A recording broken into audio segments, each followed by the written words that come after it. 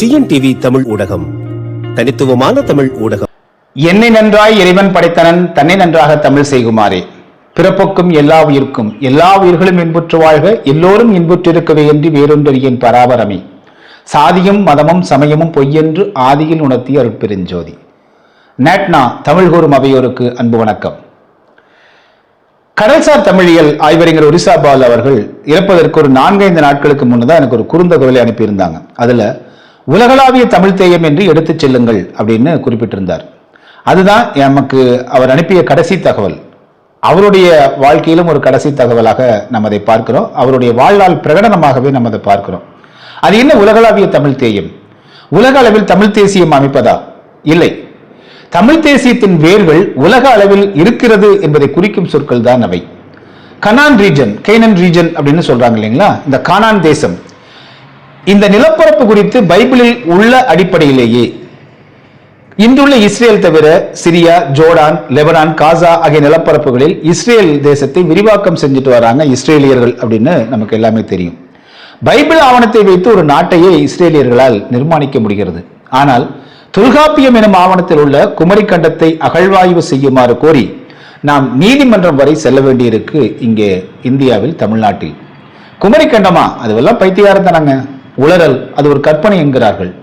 குமரி கண்டம் என்பது அதுவும் ஒரு கோட்பாடு, ஒன் ஆஃப் த தியரிஸ் என்று போகிற போக்கில் சொல்லிவிட்டு போறாங்க. அது ஒரு ஹைப்போதிசிஸ், அனுமானம், கருதுகோள் என்று கூறிவிட்டு அதை மறுக்கவே மெனக்கெடுகிறார்கள். இல்லை, தொல்காப்பியம் உள்ளிட்ட சங்க இலக்கியங்கள் கூறும் தரவுகள் அனைத்தும் மிகைப்படுத்தப்படாத புராண கற்பனை கதைகள் ஏதும் இல்லாத தூய தொல்லியல் ஆவணம், அதாவது ஆர்கியாலஜிக்கல் டாக்குமெண்ட்ஸ் என்று உறுதியாக எடுத்துச் சொல்ல வேண்டிய கடமை உள்ள தமிழ்நாட்டை ஆண்ட ஒரு முதலமைச்சரும் இதுவரை அவ்வாறு எடுத்து சொன்னதில்லை. தமிழ்நாட்டை ஆண்ட ஆளும் ஒரு அரசியல் கட்சியும் இப்படி எடுத்து சொன்னதே கிடையாது. மாறாக அப்படி ஒரு தொல்லியல் சான்று கிடைச்சிருச்சுன்னு வச்சுக்கோங்களேன், அதற்கு வடவேத ஆரிய சிந்தனை கொண்டவர்கள் சமஸ்கிருதம் என்று சொந்தம் கொண்டாடுறாங்க. உடனே ஆரிய மொழிக, பார்ப்பனிய மொழிக என்று கூறி இந்த திராவிட முகமூடி அணிந்த பிறமொழியாளர்கள் கூவி திருச்சண்டையை தொடங்கி விட்டுறாங்களே தவிர அதற்கு விளக்கம் சொல்ல மாட்டாங்க. எடுத்துக்காட்டாக எகிப்து பிரமிட்ல கிடைச்ச சிகைக்கொற்றன் எனும் சொற்களை எடுத்துக்குவோம். சிகைக்கொற்றன் எனும் எழுத்துக்கள் எகிப்து பிரமிட்டில் உள்ளன என்று தகவல் வெளியான உடனே வடவேத ஆரிய கூட்டம் சிகை என்பது சமஸ்கிருதம் அப்படின்னு கூவ ஆரம்பிச்சுட்டாங்க. பதிலுக்கு திராவிட முகமூடிகள் உடனே அதை திருச்சண்டையாக ஆக்கினாங்களே தவிர சிகை என்பது தூய தமிழ் சொல், கொற்றன் என்பது தூய தமிழ் சொல், சமஸ்கிருதத்தில் மொழிமாற்றம் செய்தால் சிகா என்றுதான் வருமே தவிர சிகை என்று வராது.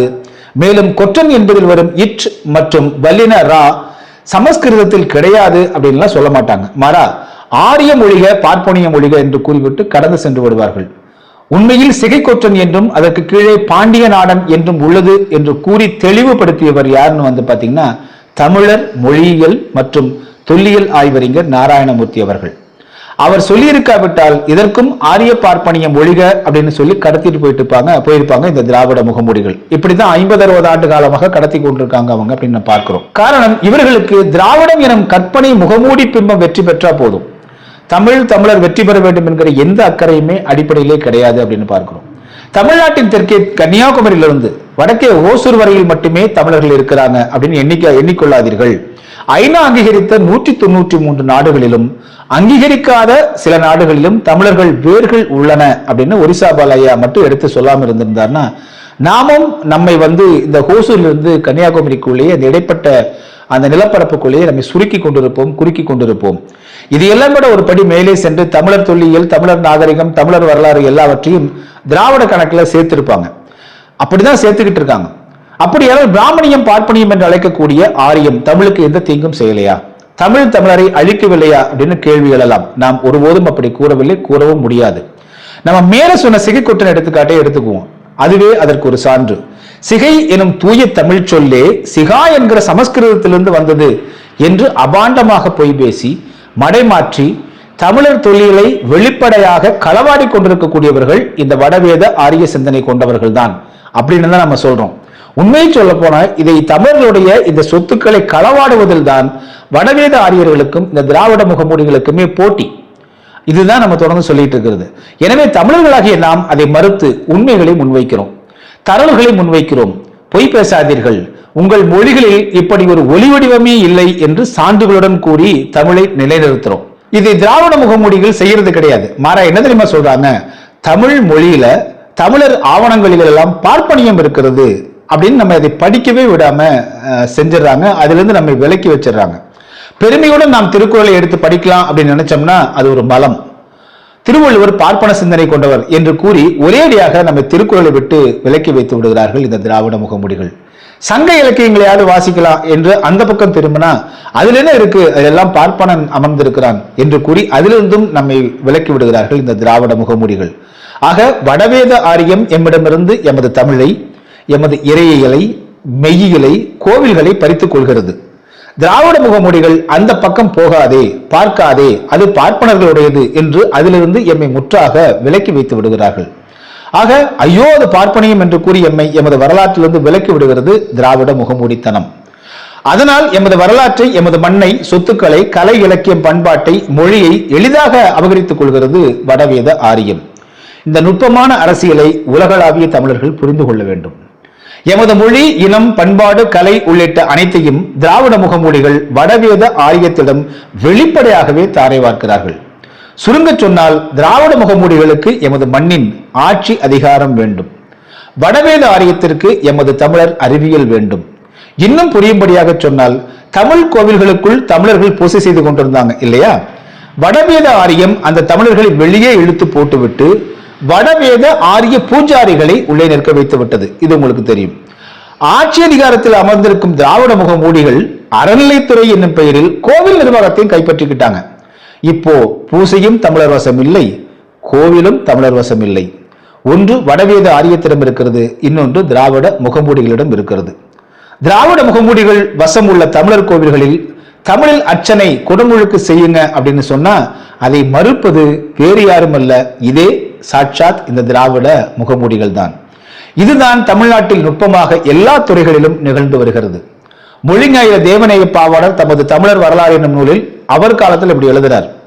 ஆரிய சார்பானவர்களும் அவருக்கு உடந்தையாளருமே தமிழ்நாட்டு பல்கலைக்கழகங்களில் தமிழ்துறை தலைவராகவும் துணை கண்காணராகவும் அமர்த்தப்படுவதாலும் வையாபுரிகளும் வணிகப் புலவரும் மறைமலை அடிகளையும் அவர்கள் வழியினரையும் இருட்டடிப்பு செய்து வருவதனாலும் அப்படின்னு எழுதுறார். அதாவது கோவில் உள்ளிட்ட தமிழ் சார்ந்த அனைத்து துறைகளிலும் குறிப்பா கல்வித்துறையெல்லாம் ஆரிய சார்பானவர்களே அமர்ந்து கொண்டு தமிழர் தமிழியல் வரலாற்றை இருட்டடிப்பு செய்து வர்றாங்க அப்படின்னு தேவநேய பாவாணர் அன்று எழுதியிருக்கார். ஒருவேளை தேவநேய பாவாணர் இன்றும் உயிரோடு இருந்திருந்தாருன்னா எப்படி எழுதியிருப்பார்னா, திராவிட முகமூடி சார்பானவர்களும் அவருக்கு உடந்தையாளருமே தமிழ்நாட்டு பல்கலைக்கழகங்களில் தமிழ்துறை தலைவராகவும் துணை கண்காணகராகவும் உலகத் தமிழாராய்ச்சி நிறுவனத்தின் தலைவராகவும் அமர்த்தப்படுவதாலும் வையாபுரிகளும் வணிகப் புலவரும் மறைமலை அடிகளையும் அவர் வழியினரையும் இருட்டடிப்பு செய்து வருவதனாலும் என்று எழுதியிருப்பார். பார்ப்பனியம் என்று இவர்கள் கூறும் வடவேத ஆரியத்தின் மேலாதிக்கத்தை அகற்ற உதவுகிறோம் என்று கூறி உள்ளே வந்த திராவிட முகமூடிகள் அவர்களை விரட்டிவிட்டு அந்த இடத்தில் இவர்கள் அமர்ந்து கொண்டு விட்டார்கள். பிராமணர், சத்திரியர், வைசியர், சூத்திரர் என்று வருணாசிரமப்படி நிலையை மாற்றி திராவிட முகமூடிகள் சத்திரியர், வைசியர், சூத்திரர் என்று மாற்றி இருக்கிறார்கள். அவ்வளவே. காவல் காக்க வந்தவரே வீட்டின் உரிமையாளர் ஆன கதையாக, போரில் உதவி புரிய வந்தவரே நாட்டின் மன்னராக ஆட்சி அதிகாரத்தை கைப்பற்றி கொண்டது போல திராவிட முகமூடிகள் தமிழர் நாட்டை கைப்பற்றி இருக்கிறார்கள். அன்று ஆரியத்தை எதிர்த்த நாம் இன்று திராவிட முகமூடிகளை எதிர்க்க வேண்டிய நிலைக்கு ஆளாக்கப்பட்டிருக்கிறோம். திராவிட முகமூடிகள் என்று நாம் திரும்ப திரும்ப கூறுவதற்கு காரணம், திராவிடம் எனும் சொல் இவர்களுக்கும் சொந்தமானதல்ல. இவர்கள் அந்த முகமூடியை வைத்துக் கொண்டு தங்களின் இனத்தை மறைத்து தமிழர்களை ஏமாற்றி வருகிறார்கள். எனவே தமிழர்கள் கண்மூடித்தனமாக யாரையும் எதிர்த்து கொண்டிருக்கவில்லை. தமிழை நீச பாஷை என்று சொன்னவர்களையும் நாம் எதிர்த்தோம். தமிழை காட்டுமிராண்டி மொழி, மலம் என்று சொல்பவர்களையும் நாம் எதிர்க்கிறோம் என்று சொல்வதை விட எங்களை நாங்களே தற்காத்துக் கொள்கிறோம். இங்கிருந்துதான் தமிழ் தேசியத்தினுடைய தேவை உருவாகிறது. தமிழ் தேசியம் என்பது ஏதோ ஒரு வெற்று முழக்க அரசியல் முழக்கமல்ல, கூச்சல் அல்ல, கூப்பாடல்ல. அது தமிழர்களுடைய தேவை, எதிர்காலம். வாய்ப்பளித்த அனைவருக்கும் நன்றி, வணக்கம். டிஎன்டிவி தமிழ் ஊடகம், தனித்துவமான தமிழ் ஊடகம்.